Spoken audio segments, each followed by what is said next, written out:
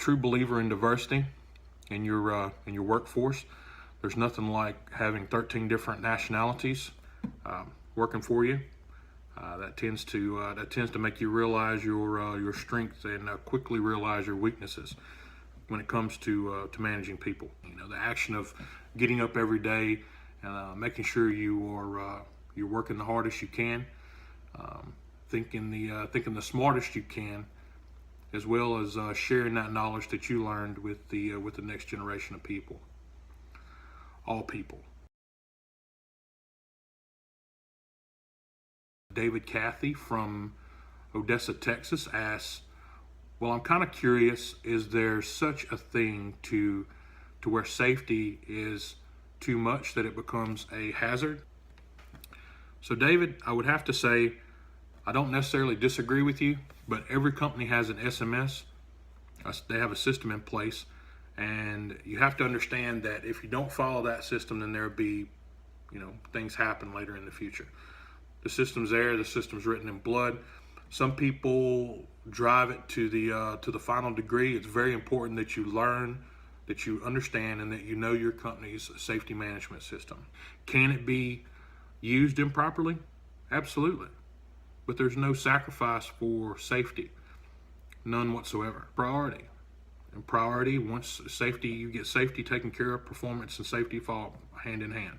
So you can do your job and be 100% safe at it, but you can also be not safe and perform and be, and have the potential of killing someone. Well, Lelu from Crowley, Louisiana, he states, I've seen things change drastically since 1979 to 2015. The mindset has changed. Lives have been saved.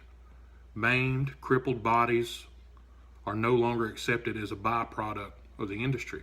Michael, I agree 100%. There is, you can see it change every day. The younger generation, we need to be able to understand how to bring those messages across to the younger generation of people.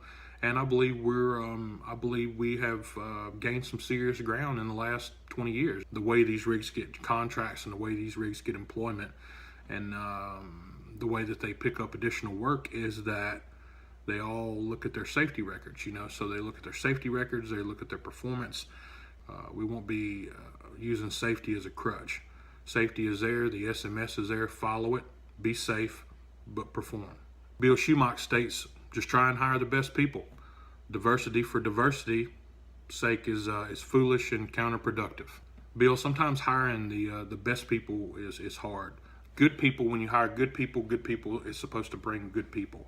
So, you end up with diversity because, or no diversity because of one particular group or the other. But the point that we're trying to make here is that you can work with all nationalities, you can work with all skin colors, you can work with all genders. The diversity for diversity's sake, yes, you try to hire good people.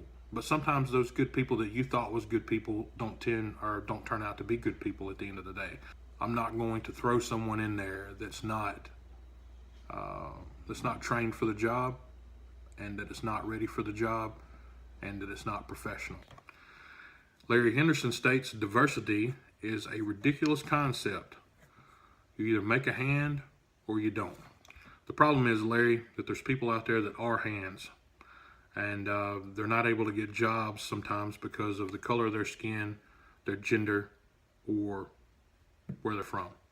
Sometimes it's a government regulation and requirement that stipulated by contract that you have to use certain people in certain positions. That's rightly so. It's not foolish and not counterproductive. Richard Pearson states, you give everybody a chance. Either they make a hand or they don't. Watch out for each other and want to be part of the team. You have to want it. And prove to yourself and others how bad you want it. And then you show pride in what you do. Never disrespect your mentors.